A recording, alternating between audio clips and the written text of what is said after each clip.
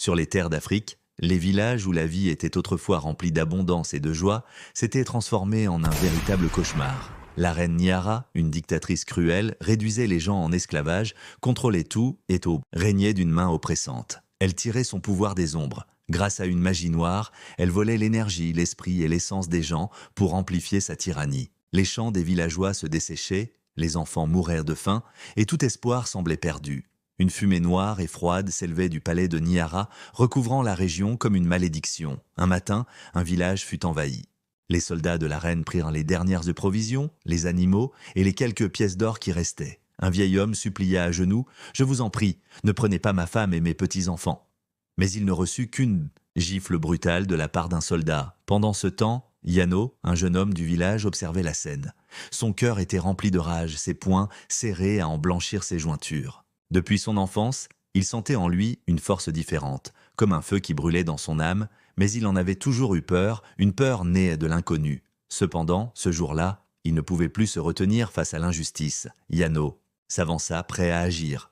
Les villageois, surpris, le regardaient affronter un soldat.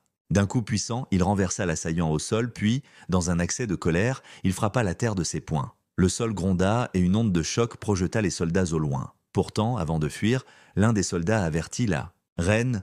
Un nouveau soulèvement avait éclaté dans le village et elle viendrait bientôt le réduire en cendres. Dès ce jour, Yano n'était plus un simple villageois, mais un insurgé, une lueur d'espoir pour les siens. Tout changea pour Yano lorsqu'il rencontra Nara, une jeune femme qui vivait dans une petite hutte sommaire. Nara avait traversé une vie difficile, ses parents avaient succombé au travail forcé imposé par la reine, mais elle gardait pourtant une lueur d'espoir dans son regard. Contrairement aux autres villageois, on pouvait lire dans ses yeux une mystérieuse force mêlée à une détermination inébranlable.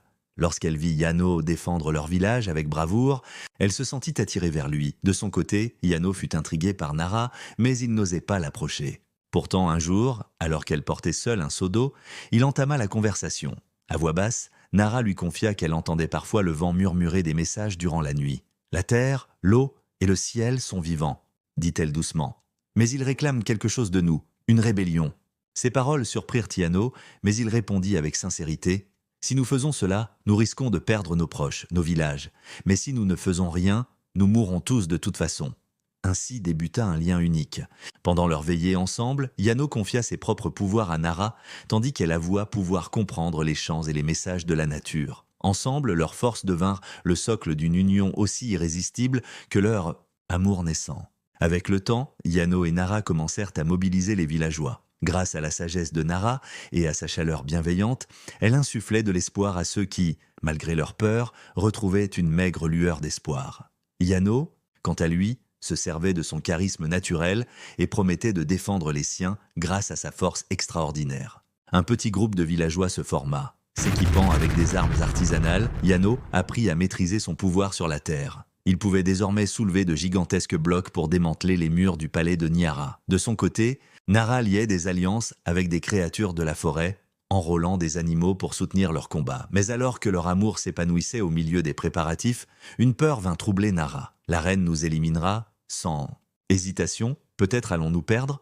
Peut-être devrions-nous nous séparer pour survivre, dit-elle un jour avec inquiétude. Mais Yano, sûr de lui répondit fermement « Je ne te quitterai pas. Même si le monde s'assombrit, je ne te quitterai pas. » Et leur amour, malgré la folie des événements, devint plus profond et invincible.